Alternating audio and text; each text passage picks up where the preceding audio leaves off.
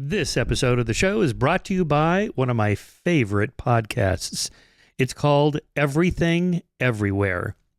It is one of the most popular podcasts in the world, garnering over 1 million hits a month, and its host is Gary Arndt, one of the most interesting people you'll ever meet. Remember that TV guy, the most interesting man in the world? This is the actual version of that guy. In 2007, he sold his house to travel around the world. He's visited all 7 continents, over 200 countries and territories, all 50 U.S. states, and over 220 U.S. National Park Service sites, and over 400 UNESCO World Heritage sites. He owns one of the largest collections of National Geographic magazines, including Volume 1, Number 1. Gary, you got to get Volume 1, Number 1 of Skeptic magazine. I'll send it to you.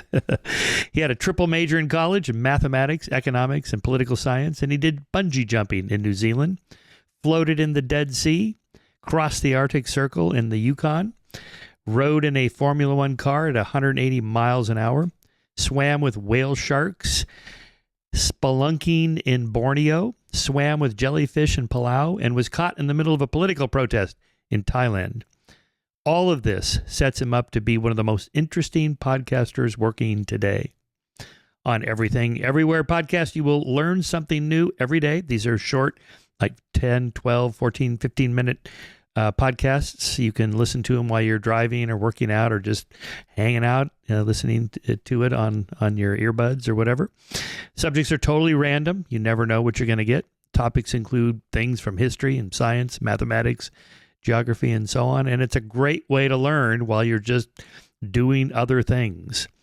So check it out. Here's some sample topics just recently.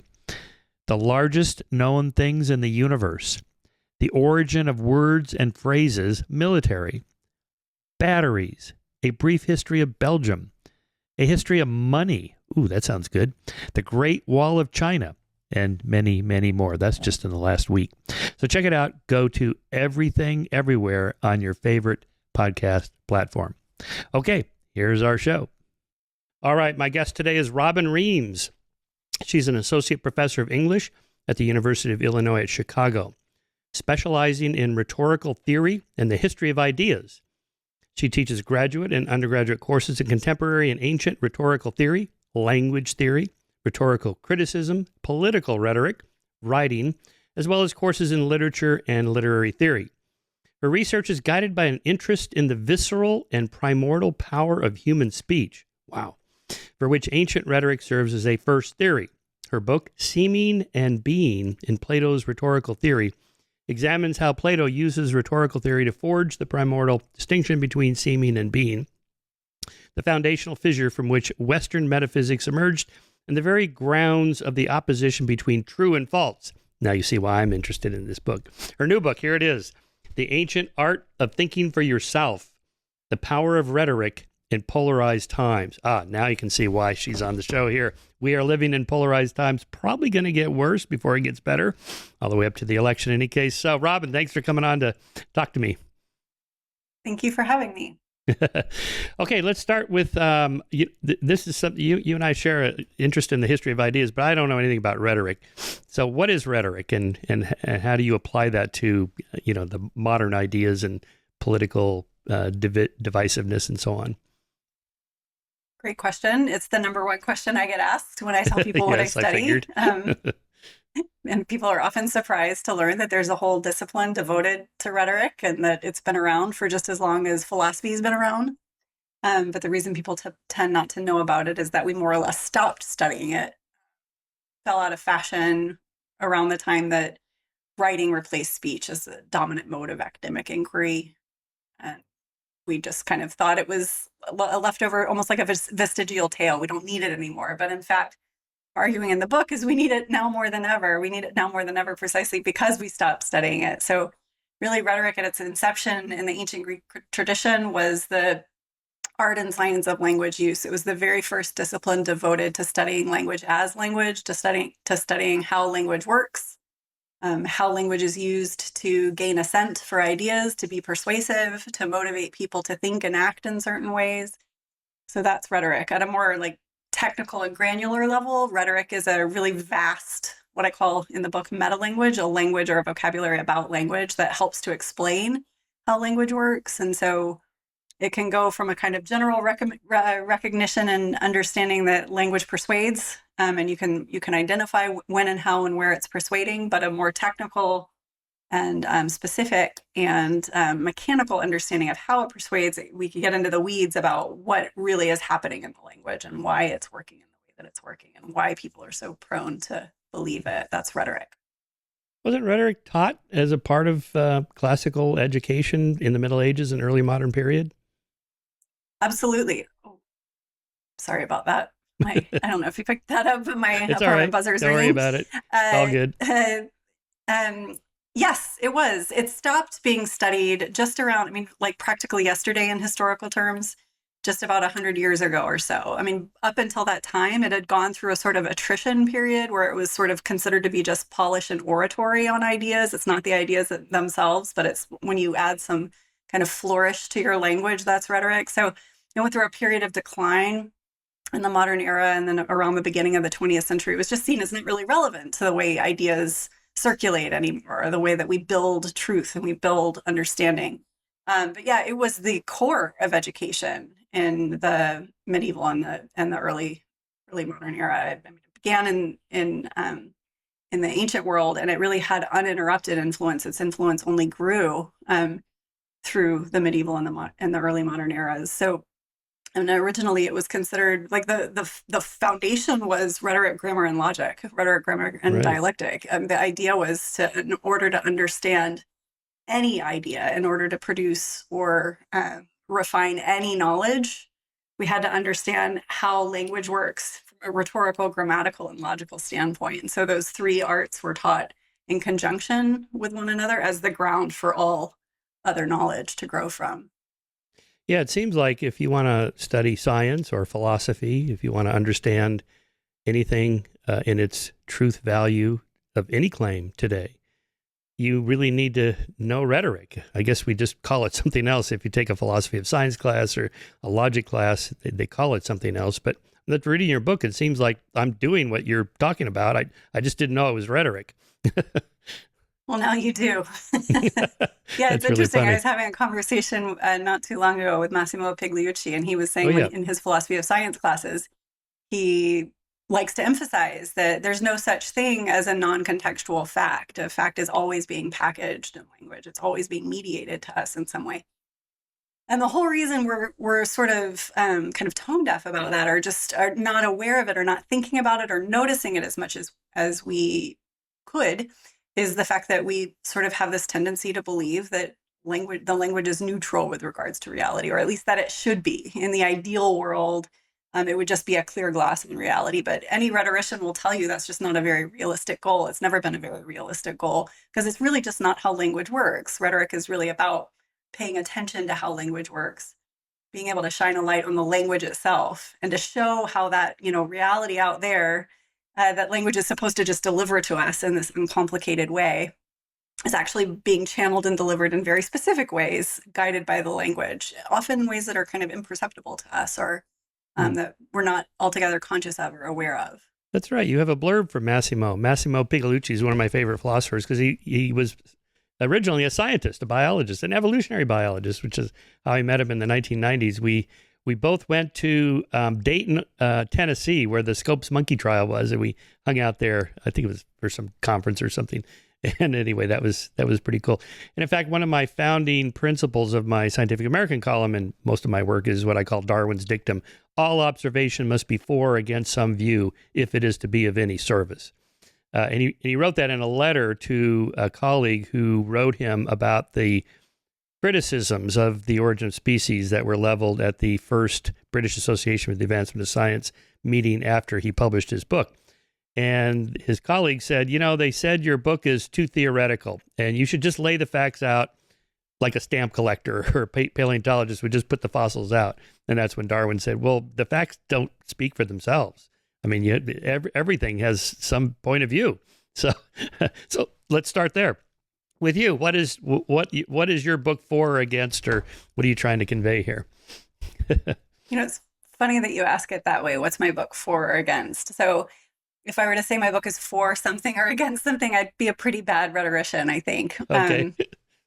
My book is about trying to teach people how to analyze language with a more critical eye, to take some critical distance from language. We have a tendency, and that second title, in a polarized time, I think one of the more troubling aspects of, as somebody who pays attention to public discourse, not necessarily as somebody who's swept up in it all the time, but somebody's like paying attention to it and analyzing it, is how much we want to latch onto perspectives and points of view and opinions, and promote what we think to be the case, or promote what we think to be true, or repudiate the thing that we consider to be false. I'm much more interested in having people understand some very simple, digestible, easily learnable tools for taking a little bit of critical distance in such a way that they'd be less inclined to sort of fast forward ahead to the conclusion or latch on to an opinion, but to pay attention instead to how opinions are constructed, how ideas are made to be persuasive, how they're packaged in language, why they feel so inclined to want to believe, right? To want to latch on to a certain idea. So my aim isn't really to promote a certain point of view. It's to promote a set of practices, a set of critical practices. Oh, such that whatever your point of view is, make sure you've gone through this process of confronting criticisms of your point of view, looking at the evidence for and against, and then make your decision. Or just analyzing how those views are constructed in language in the first place. So I don't think I have to make the case for people to try to want to make a decision or to take up a position. That's something that people are doing pretty automatically on their own without anybody teaching them how to do it. I'm much more interested, as I say in the introduction of the book, I'm much more interested in getting people to analyze their own proclivities where language is concerned, their own tendencies to believe one thing over another. We have a tendency to want to be very critical, hypercritical of other people's points of view, of the things that we think are wrong or incorrect. Rhetoric gives us the capacity to be a little bit more critical about how our own point of view is taking shape, beginning with those things that we're inclined to believe in the first place. So yeah, naturally people want to construct a point of view. They want to latch onto an opinion. This is a really deep epistemic urge that human beings have. It's the reason that Aristotle opened his book Metaphysics with the bold and kind of implacable statement, all humans by nature desire to know, right? We have a kind of drive towards knowledge, or drive towards understanding. What rhetoric does is help us be a little bit skeptical about how that knowledge is constructed in the first place. Now, that doesn't mean we throw up our hands and say we can't know anything with certainty anyway, everything's relative. But it does aim to show us how our own tendencies towards belief can lead us down a kind of garden path to be susceptible to argumentation that might be an error. Rhetoric teaches us to, as I mentioned, cast a light to illuminate how the language is functioning underneath the surface, and implicitly persuading us all the time. I'm on board with all that, although I want to come back to the idea of truth and, can we determine something, truth with a small t. But I usually ask my guests to give a little historical or autobiographical background. You provide some of that in your final chapter about the home you were raised in and what it was like. And then when I was a college student, the more I read and critically evaluated the things I had been taught as a child, my views gradually began to change. During my college years, I began to notice how, when I encountered new or unfamiliar ideas, I had an automatic response. I tended to think automatically before the fact. How am I supposed to interpret this as a conservative? What does my Christian worldview dictate I should think about this new information? So you were raised in a Christian conservative home. Okay. What would a Republican say? Right. What would Trump say? All right. Although I've been trained, you didn't say that, I just threw that in. Although I've been trained from a very early age that this was the right way to think, I didn't think that this was my automatic response. I felt that it was preventing me from understanding ideas on their own terms. I felt like it grew out of a place of suspicion and fear rather than curiosity and reason. I didn't like that I was always grasping for what to think rather than figuring out how to think. When I look back on it now, I see this discomfort with my ingrained way of thinking as the moment I first began thinking rhetorically. Okay, so give us a little bit of background. What kind of home and what did your parents believe, and how did they raise you, and how did that change when you began to study rhetoric? Yeah, that was actually one of the reasons for writing this book was, so the overall kind of tenor in my home, it was a very conservative home, politically conservative, socially conservative, conservative in every sense of the word.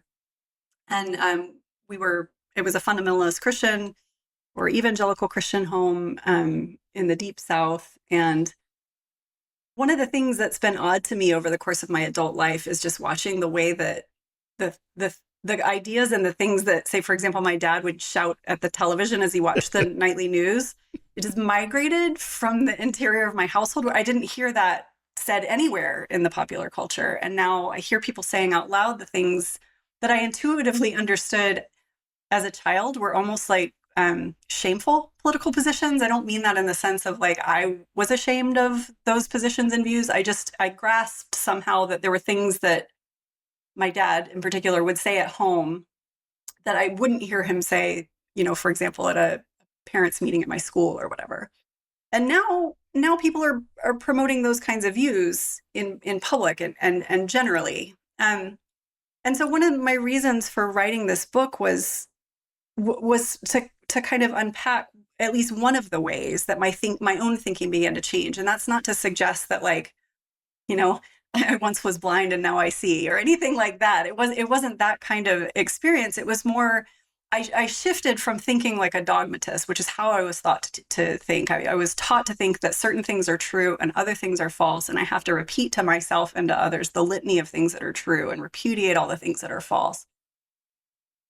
And I shifted from that way of thinking to thinking questioning, right? Questioning new information, questioning ideas, not taking it for granted that anything's true. That shift and that change was informed largely by learning the rhetorical tradition. And so my purpose in this book isn't to replace one set of dogmas with another set of dogmas. I think that is really kind of definitive of the polarization of our times, where we're at a war with each other over dogmatic positions about what's true and what's false.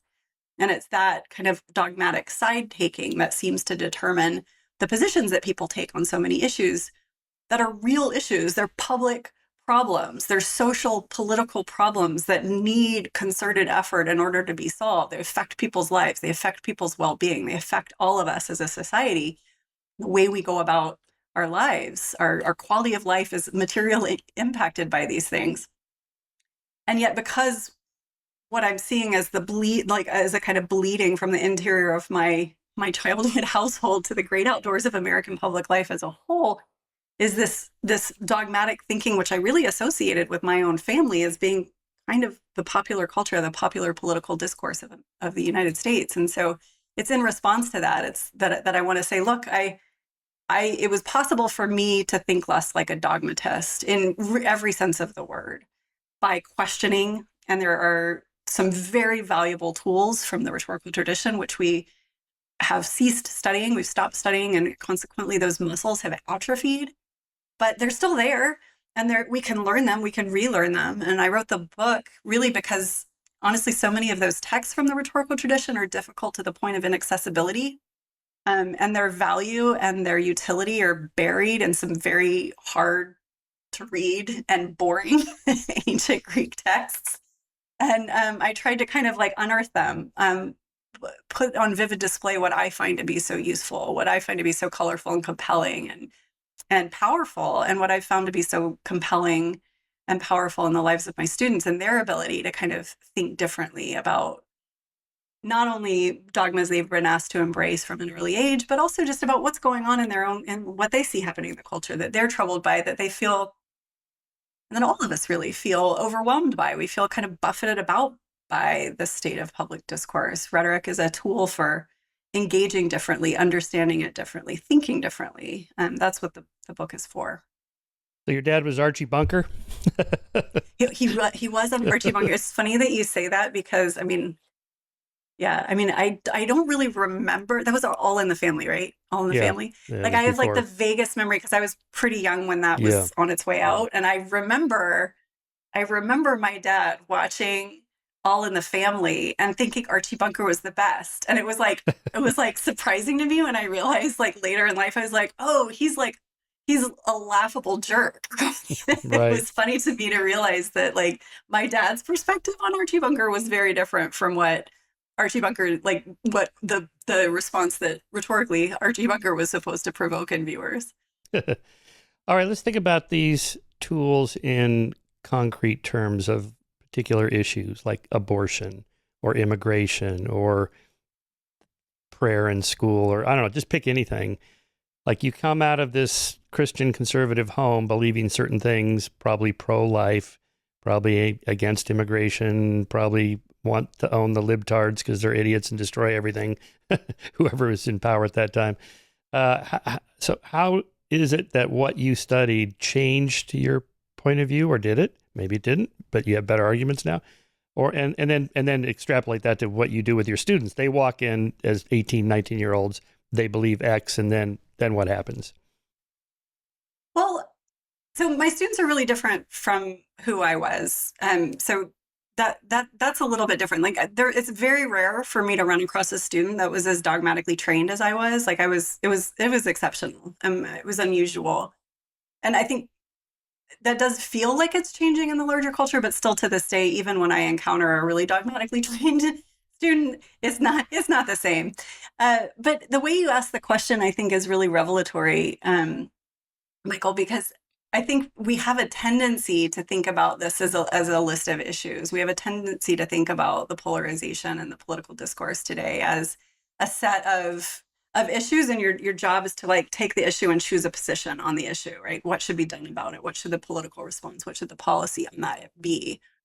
And what rhetoric is interested in doing is not taking up a point of view or taking up a position on an issue, and as I said earlier, jumping ahead to that, but paying attention to how the position itself takes its shape in the form of arguments that people make about it.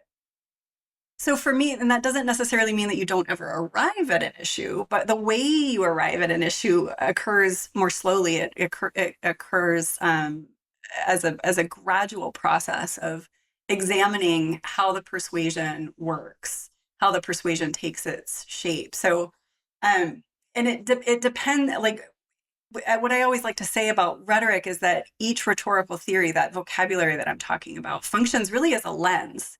And you can swap out the lens, and when you put a different lens on a different rhetorical theory, say, for example, like looking at how metaphors are working implicitly in a discourse around an issue, or looking at, for example, how people are using narrative to structure a position on an issue, or how people are marshaling and presenting facts and evidence to construct a position on an issue. Anytime you switch out your lens, you see something different in the rhetoric. And it offers this multifaceted approach when you learn how the lens functions and you learn how to use it. You can use various different lenses on a given issue, and you notice something different each time you swap out a lens. So the book is actually designed to teach readers how to do that for themselves with a variety of different techniques. But I take it from your question that you're asking something slightly different, which is like, if I'm not mistaken, how my own views changed. Am I reading you correctly, or am I understanding as an you correctly? example, right? You walk in and you believe X, and then you start to apply these tools. So just give us I guess I'm looking for a concrete example. Like, how should I think about abortion or immigration or whatever using these tools? So I have almost too many examples to choose from. So I'm going to try to narrow it down. I'm thinking in particular, and one of these, I have so many like students in my mind, like 20 years of students, like kind of as a chorus of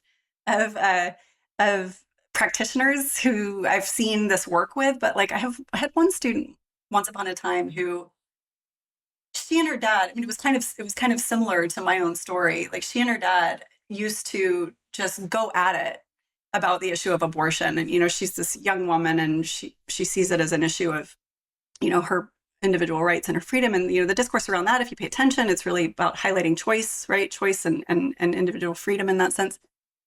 Whereas for her dad, it was really about the value of life, right? And so they really just, it was very kind of traditional father. They could never see eye to eye about this. And it had gotten to a point where, like for so many of us, it's at a complete stalemate, right? She decided to use one of the techniques, and one of the techniques in the book, and one of these lenses I'm talking about, is something rhetoricians call value hierarchies. And a value hierarchy was a concept created or defined by some 20th century rhetoricians named Temperament and Lucio Brex-Tayteka.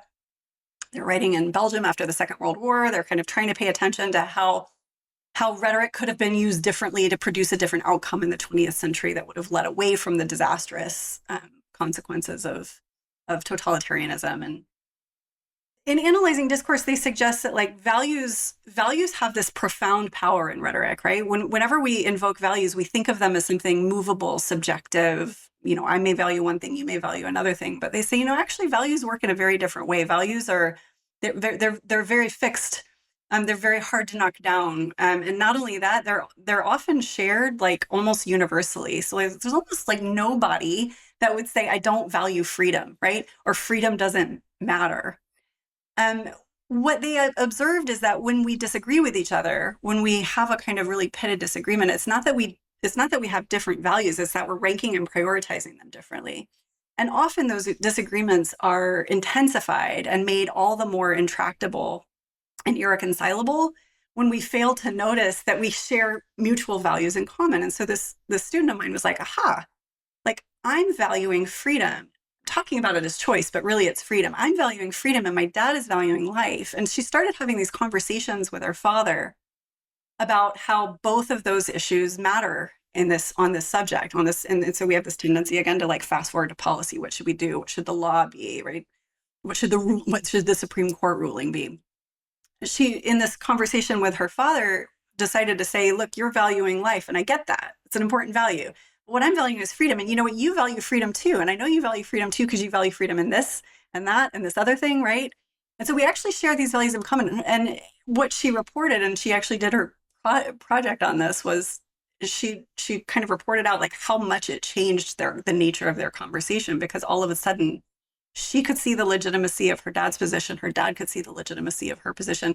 And even that right there, I consider to be just like, a success, like it might not yet be at a policy reconciliation. It might not yet take that political form, but they're having a conversation. They're having a conversation about where their common ground is regarding values.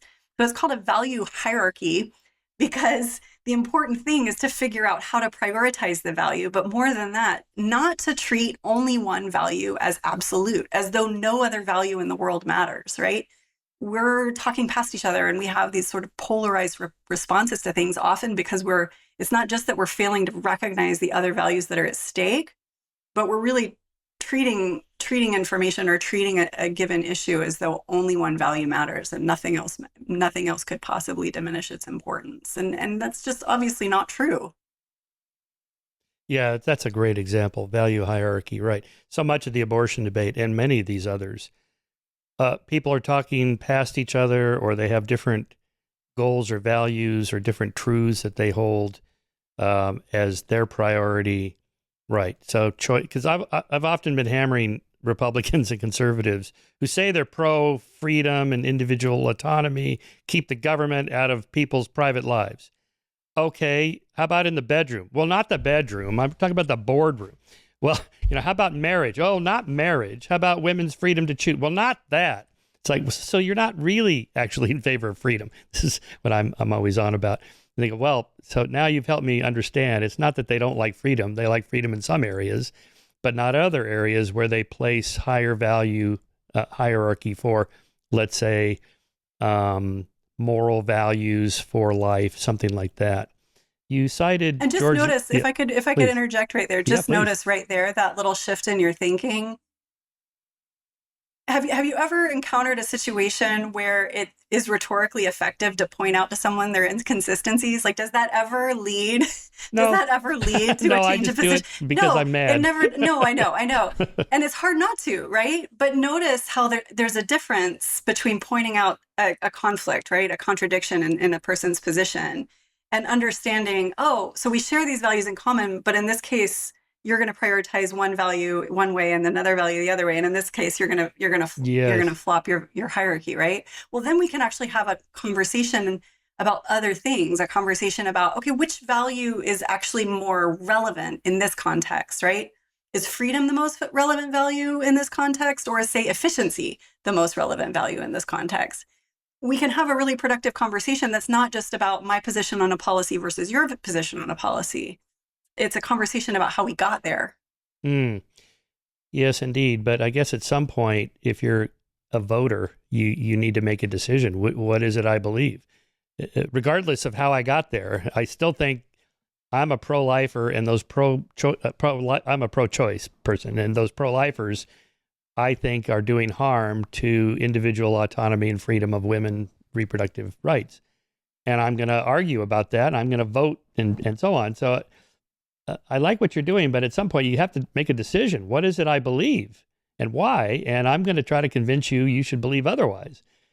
Even if we have a constructive conversation about it, it's like diversity, the whole DEI movement in academia, which has noticeably squelched free speech. They're willing to sacrifice freedom of speech. Cancel culture. We're going to disinvite speakers that we don't like. They've made a decision that diversity of the kind that they define it is more important. It's a higher value than free speech. Would that be an example? I don't know. I mean, I don't know, Michael. I don't know if that's a good example of the value hierarchy question. I mean, one thing that jumps out to me in what you're saying is it sounds to me like you've been very persuaded by some rhetoric of individual freedom, right? You've been very persuaded by some rhetoric that highlights and prioritizes individual freedom as a kind of absolute value. And so, yeah, it may be the case that what we have is a contest of values, but at the same time, I don't take individual freedom to be a natural category. It's something that's rhetorically constructed. It's rhetorically argued for. So, yeah, I mean, we can have a more productive conversation by paying attention to how we got there. Yes. Ultimately, we have to make a decision. Potentially, yes. But a rhetorician isn't here to tell you, like, as a rhetorician, I'm not here to tell you what decision you're supposed to make. It's a much more modest goal. It's a modest goal that's trying to get us individually to pay attention to what has persuaded us. So without taking those persuasive effects as a sort of natural category, right? Like, for example, individual freedom. Yeah, so I guess there's two different things going on here. There's how you arrived at what you believe are your truths, and then what should actually be done. What is it I actually believe, and why, and then what should I do about it? Are you asking me? Well, I guess I'm just kind of riffing here. Let me give you another example. So at Skeptic, this is what I do. I'm published Skeptic magazine. Much of what we do is actually analyzing claims. What is true? Can psychics really tell the future? Can astrologers do this? Are there really UFOs that are aliens? Yes or no? What do we know? And not yes or no on 100%, 0%. Just some probability of being true or not. And then the other half of my job is really trying to understand why is it people believe these things. So you talk about conspiracy theories, right? Does anyone really believe the whole QAnon deep state that Hillary's running a pedophile ring out of a pizzeria in Washington, D.C.? Well, one guy did, Edgar Welch. He went there with his gun to break up the pedophile ring. He had the courage of his convictions. He really believed it. I think most people don't believe it. It's more of a kind of a proxy, as I call it, proxy conspiracy theory. It stands for something else, whether it's true or not. I think this gets to what you're talking about. It's a story that we've told ourselves, conservatives say, that we don't like those Democrats. We don't trust Hillary.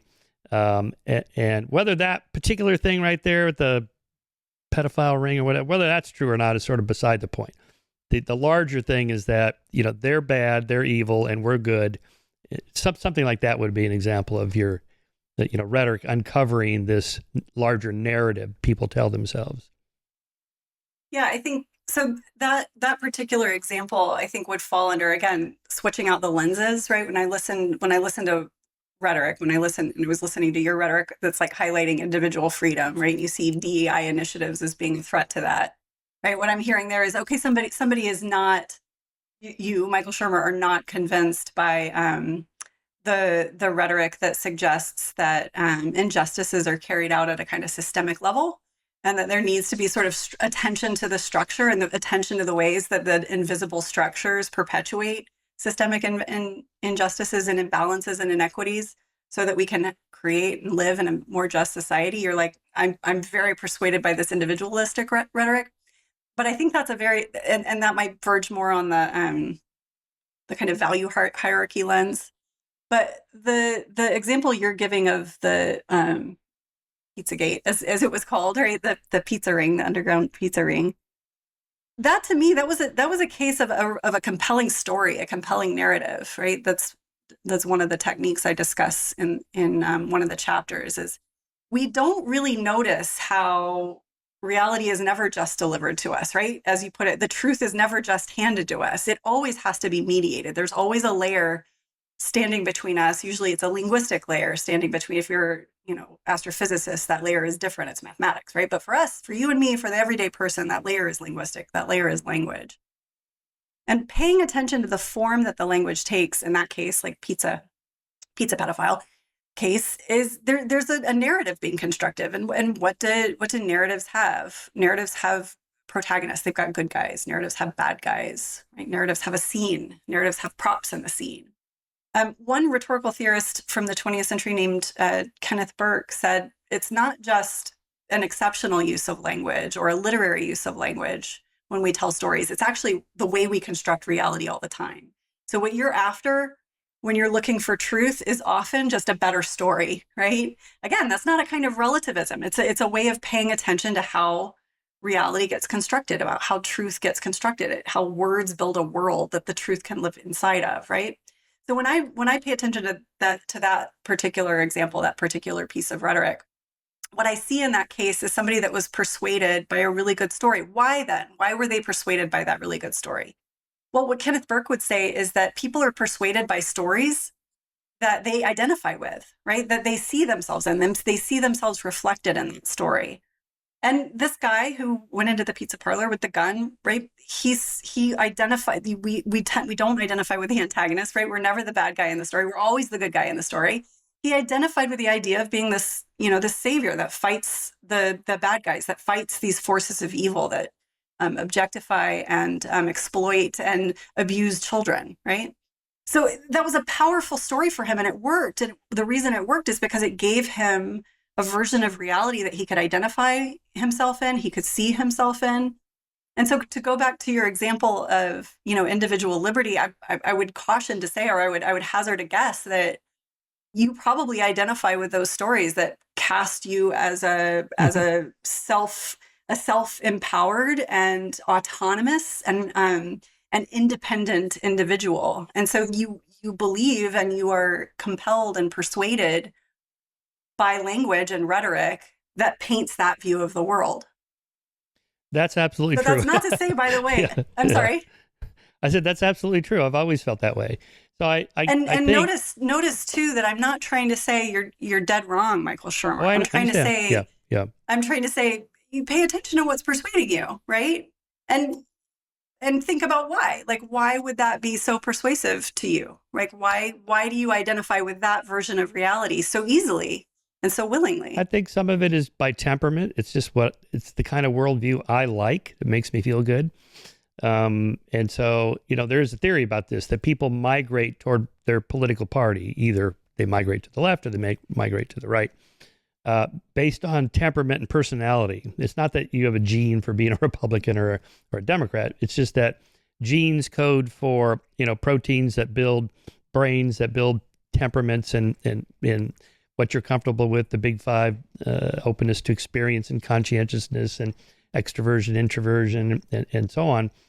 And then you find the kind of people you like hanging out with, and those are the people that are your political party or your religion or whatever. And then after the fact, you back into it with arguments. Well, here's why I'm a conservative, because of these values or these arguments, or I'm pro-gun or I'm pro-gun control because of these arguments here. But that's not really why you're doing it. You're doing it because it feels good, by temperament, by your personality. And that worldview. Or as Burke would say, because you identify with it, right? Because you see yourself. Yeah, identify with it. Right? Yeah, sure. Yeah. So you mentioned, I think you cited George Lakoff. Just as a kind of sidebar to what you're saying. So right there's an opportunity to just acknowledge that there are people who don't identify with that, right? Whose experience of the world is not captured by that story. And then we have an opportunity to ask, why? What's different about their experience? Why don't they feel like an autonomous, empowered individual? That's an opportunity. I've been trying to. Yes, I understand. I've been trying to get my mind around that by reading literature the DEI literature, the structural racism, all that. And yeah, it's hard for me to read because I don't identify with it. Let's say that. But I try to recognize that, well, maybe I'm wrong. Maybe there's a point here. Systemic racism. What is that? Okay, so I read all these books about it, and I see the point. But then at some point, again, it comes down to, well, I have to make a decision. Absolutely, you have to make a decision. But I guess what I'm intrigued by is what sounds to me like a kind of quickness with which you want to be able to arrive at that decision, or a speed with which you want to be able to arrive at that decision. Any kind of decision on an issue of public import, and especially one that affects people's lives, and especially one that affects people's lives who are not you, right, should come from a really protracted and long and careful and thoughtful process. And I get what you're saying. So there's like two responses. One is like, again, the point of the book is really how you get there, not getting there, but how you get there, right? And the second thing I would just acknowledge is that rhetoric isn't for telling you what position to take. That's not what it's for. It's for teaching you some valuable tools that create more critical layers between you and the decision, right? And the what sounds to me like the kind of question behind the question, or the impulse behind the question, is a desire to arrive at the decision, right? And that's not something I think people need coaching with. That's something that happens automatically and way too reflexively. What I think people need coaching with is the slowing down, the careful thinking, the question asking, the critical distance. Mm-hmm. All right. What are some other tools besides value hierarchy? Well, so each chapter actually goes through a set of a various range of tools, or kind of traces a relationship between an ancient version of a tool and a more recent version of a tool. But one of the ones, and this might speak more to your desire to kind of arrive at a decision, but one of the tools that I try to break down for people is this ancient technique of asking questions. It's called stasis theory. And the basic idea of stasis theory was that anytime we want, and the ancients understood this just as well as we understand it, they understood it probably better than we understand it today. There is a natural desire to fast forward to a decision on policy, or to frame all of our disputes about what to do, right? To make it as though all of the things that we have entrenched disagreements on is entrenched disagreements about how to respond, how to act, what policy to implement, what to do. But stasis theory was developed as a series of questions precisely because the ancient rhetoricians understood how very ineffectual that was. The reason they thought that was ineffectual was they literally believed that political disagreements were like a cancer. They believed they were like a sickness in the state because political disagreements lead to a divided polis. Divided polis is non-viable. It can't survive as a state, right? So you have to fix it. You have to find a cure. You have to find a way to facilitate concerted action, concerted effort. You cannot just have a polis that's so divided. They developed stasis questions as a way of figuring out where, in the preceding steps leading up to the action, in the preceding steps leading up to the policy, the real division occurs. And Cicero was the first, I mean, this goes all the way back to the ancient Greeks, but Cicero is the first one to say, like, look, we can boil this down to 4.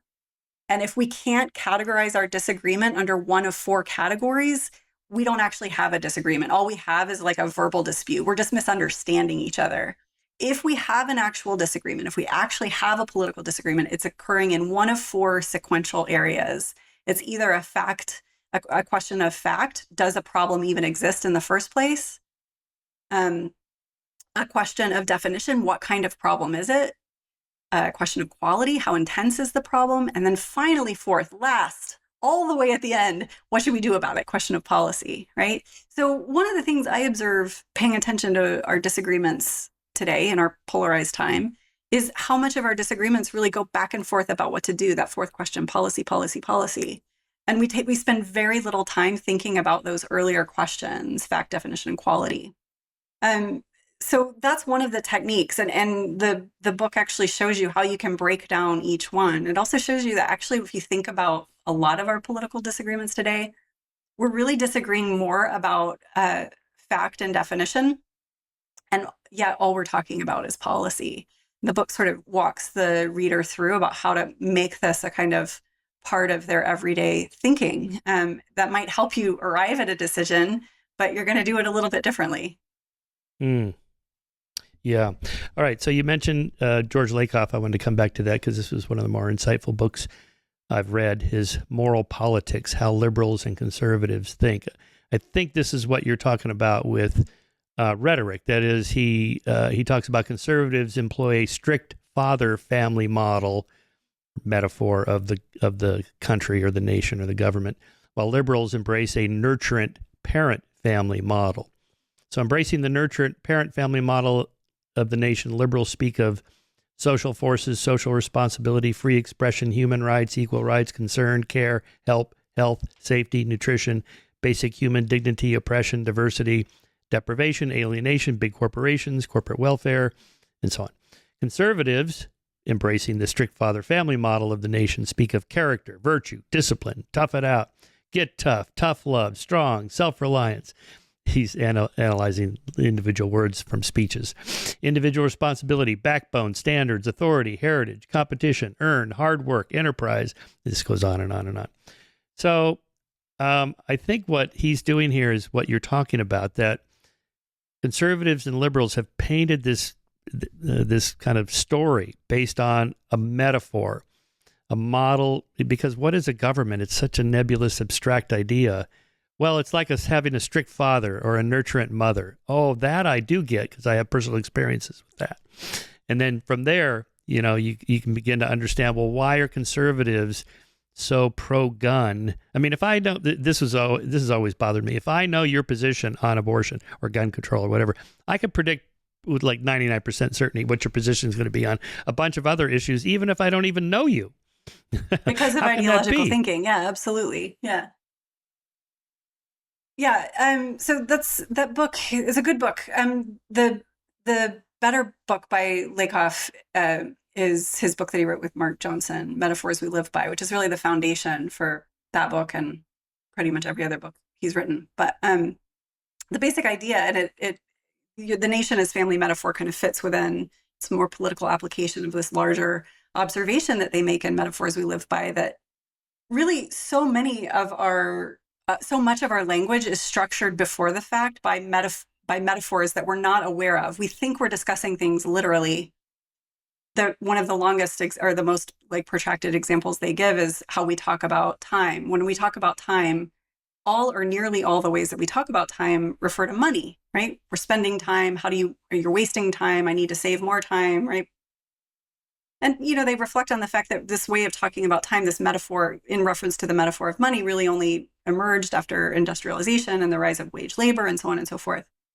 But the insight that they're offering is that because we think that we're discussing the literal thing itself, and because we have a tendency not to notice the metaphorical overlay of so many concepts, we're not even aware of how that metaphor is implicitly guiding us to think in one way or another. So their nation as family metaphor is a way, or not Lakoff's nation as family metaphor is a way of explaining how and why conservatives are persuaded to think in terms of a certain set of policies that favor a kind of strictness, right? You have to be tough on your kids or else they're going to be soft.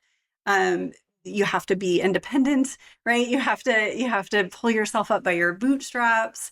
You punish your child when they misbehave or step out of line, versus the liberal nation as family. You nurture, you water the little, to use another metaphor, the little garden, and your little seedlings grow into healthy, happy plants, right? You give them every nourishing thing that they need, and they'll not only survive, they'll thrive.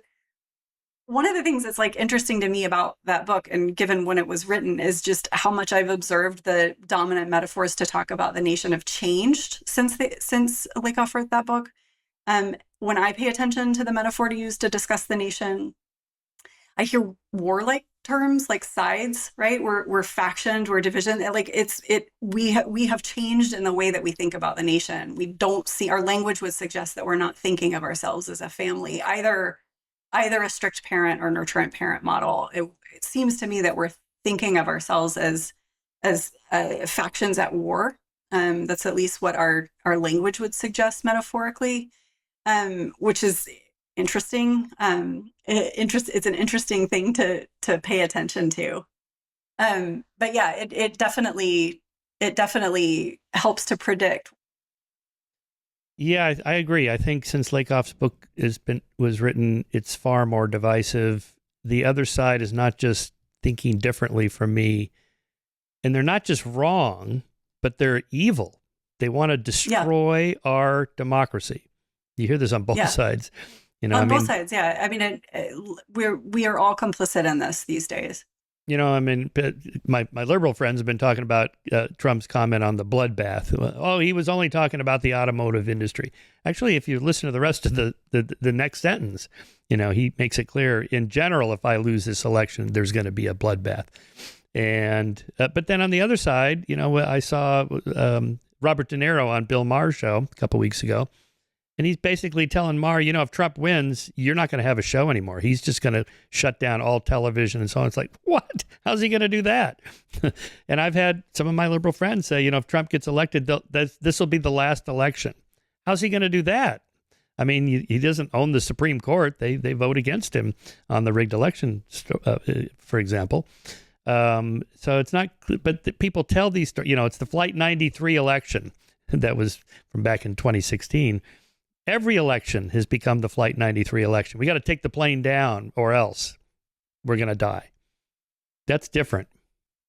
It is interesting, too, to reflect back. I mean, now I'm not speaking as a rhetorician. I'm just speaking as a member of the polis. But it is interesting to think back on how, I'm speaking as a rhetorician, how alarmist the rhetoric can be and is. And since 2008, I've been teaching a campaign rhetoric, presidential campaign rhetoric. Oh. Track what's going on, and it's interesting to reflect back in 2024 on how alarmist things were in 2012 or 2008, right? And to think how different and how much seemingly more civil it was, even when it seemed like it had reached an absolute low point.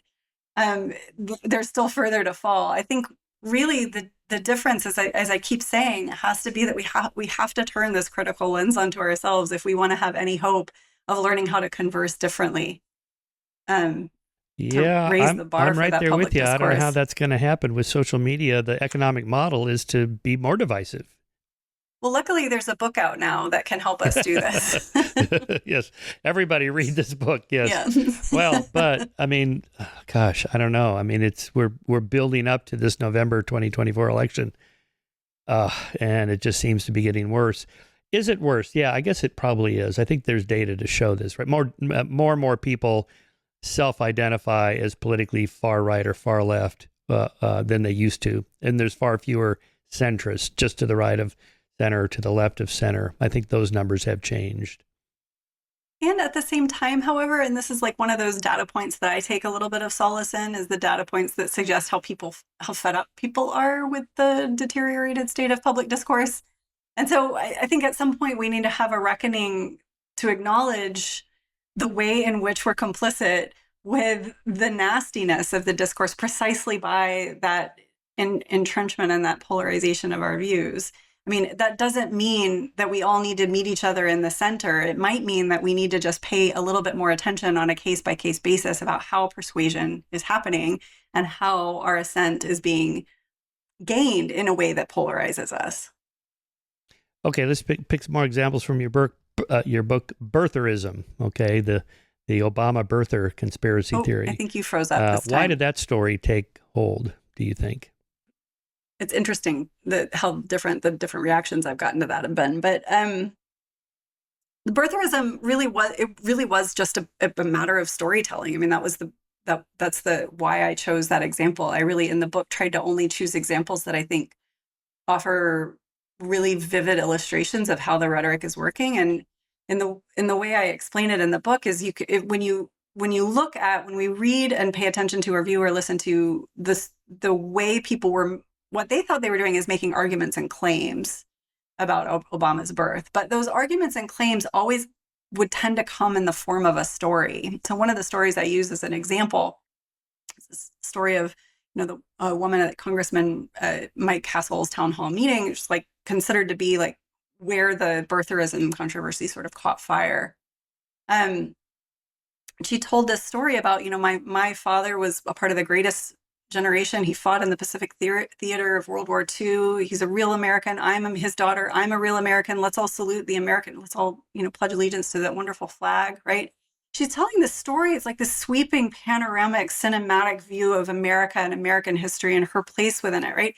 It wasn't even about Obama's birth, right? She's telling a story about what it means to be an American and who an American is. And I am an American, right? She's telling a story. She identifies with that scene, right? That scene of American history.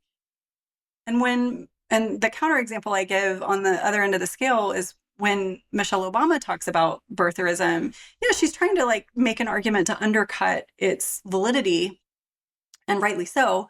But she's also doing that in the form of a story, right?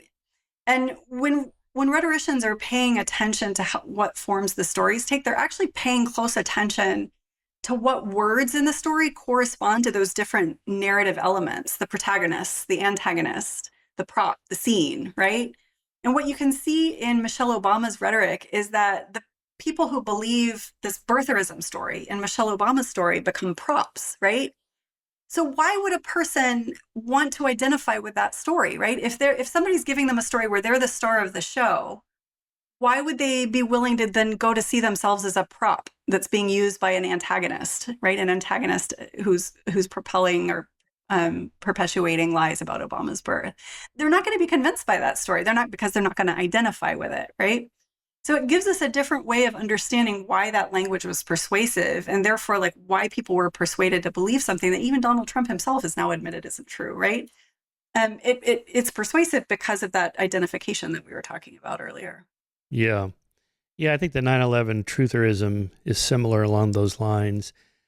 Just a distrust of big government, or even the anti-vaxxers, distrust of big corporations, big distrust now of the CDC and scientists, has plummeted. Trust in science has plummeted because of COVID and all that.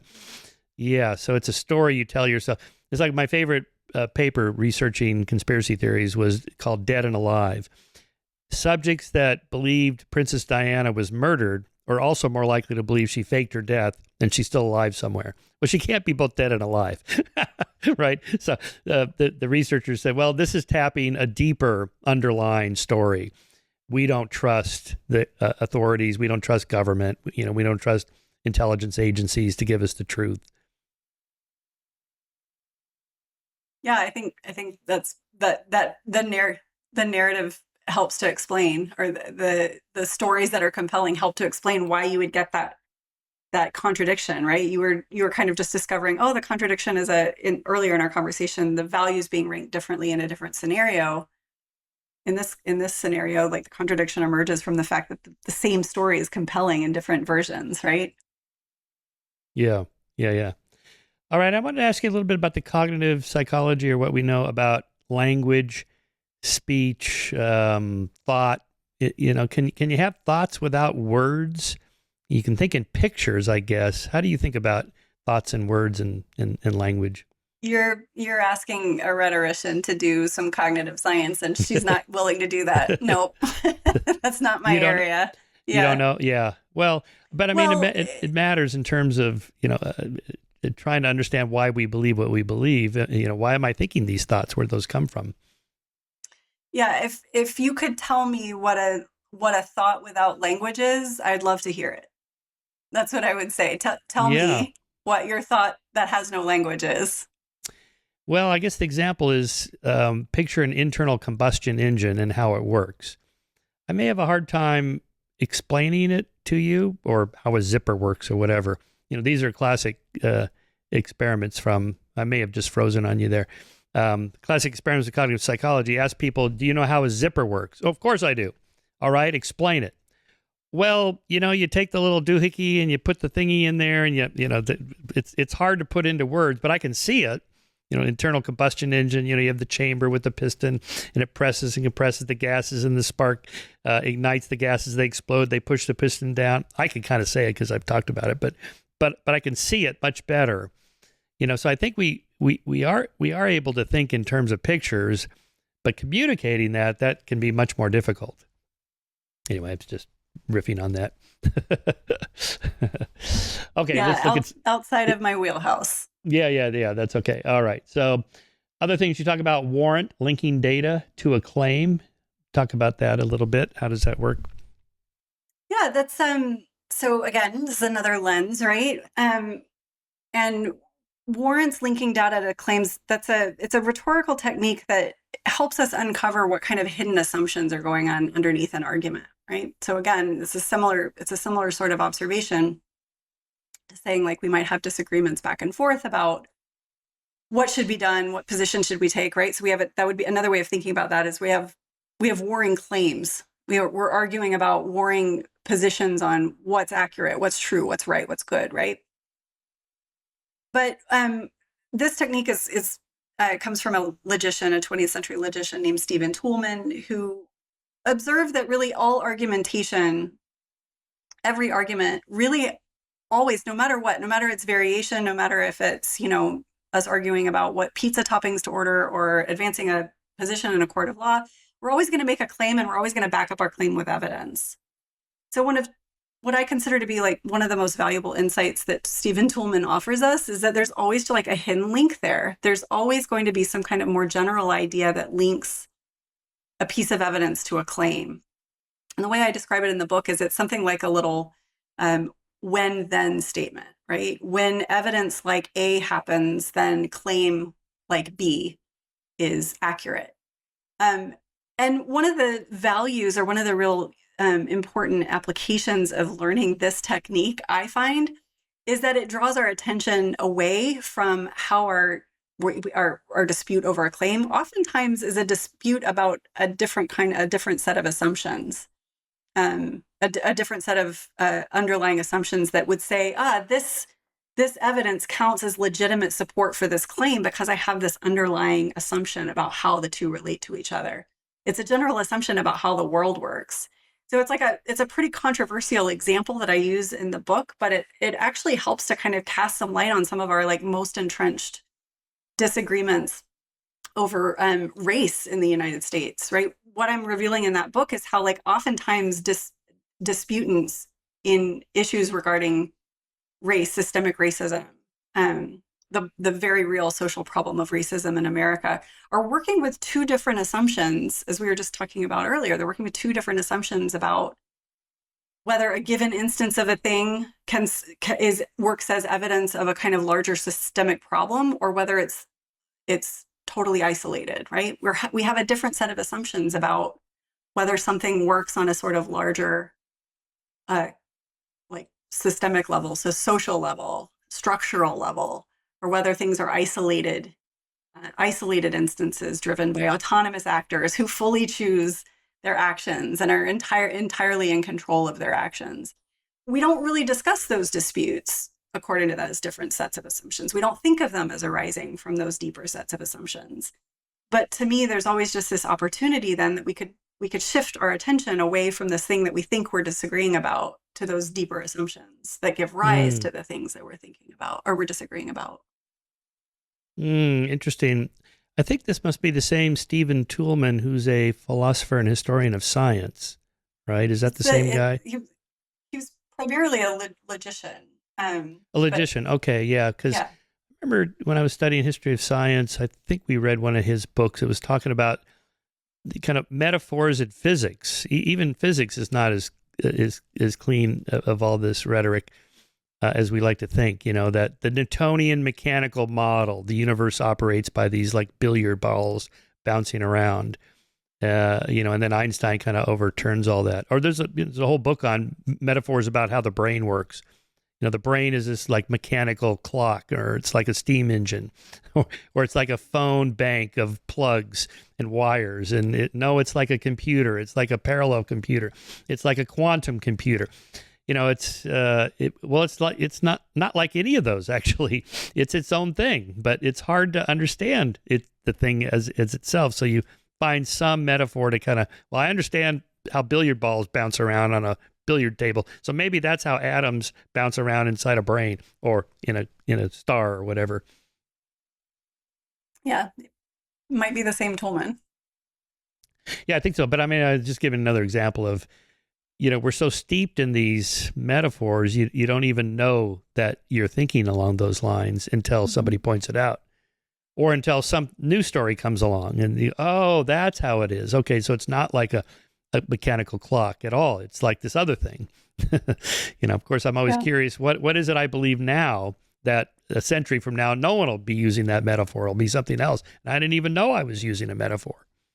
Yeah, it's a good example of how, again, exactly. Rhetoric is sort of shaping the idea, and even in a field where we would presume it to be just an absolutely neutral property. Okay, syllogistic reasoning, deduction, induction. How do you think about those as the way people think from a rhetorical perspective? Well, so I break down, those are just basic logical techniques, right? And the only reason that I introduce those in the book is to show like how Stephen Toulmin's model is supposed to be different, right? So he's a logician, but what he's trying to accomplish is not just to like reinvent the wheel or to reproduce the logical forms or augment them in the way they've been studied ever since Aristotle pretty consistently. His whole point is to say, look, nobody's going to use a deductive syllogism or a scientific induction in order to make their argument in everyday life. I mean, the title of his book is The Uses of Argument, right? He wants to be able to expose how everyday arguments have this sort of hidden what he calls a quasi-logical structure. So the idea of warrants, that deeper assumption that bridges evidence to a claim, is just a slightly different take on how argumentation is functioning. It's similar to a deductive syllogism. A deductive syllogism starts with a general premise, it's a middle premise, and derives a specific conclusion, the famous example being all humans are mortal, Socrates is human, therefore Socrates is mortal. He would suggest, no, people advance claims, right? Socrates is mortal. And they base it on evidence, right? Well, people die, right? Well, there's this hidden link there. There's this hidden understanding. He believes this is a better way of thinking about logic, the practice of logic, because it actually helps to uncover what we're assuming, right? And how our arguments are taking shape and how they actually can be improved, right? We can actually, once we pay attention to those hidden structures underneath the hood, we can actually make better arguments. We can actually understand each other's arguments better. We can understand the hidden logic of someone else's argument who we disagree with. Yeah, I was thinking of the, pediatricians are physicians. Well, you just have to know what the words mean to know if that's true or not. But if I say pediatricians are rich, well, I actually have to go look out the window to check to see if that's actually true, right? So there's these, I forget what those are, synthetic versus analytic truths or in logic, something like that. A priori and a posteriori. A posteriori. Yeah, I'm not a philosopher, so I don't get steeped in those things. But I am always curious how, we end up deriving what we believe to be true. There's this book called The Enigma of Reason by Hugo Mercier and Dan Sperber. They're cognitive psychologists. And their argument is that we probably evolved reason not for veridical perception to understand the way the world really is. We may not actually be able to do that.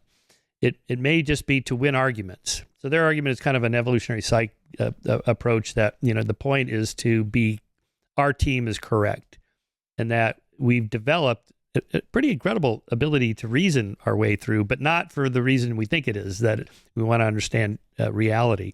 It's for another reason. Anyway, there's an ongoing debate in cognitive psychology circles about that.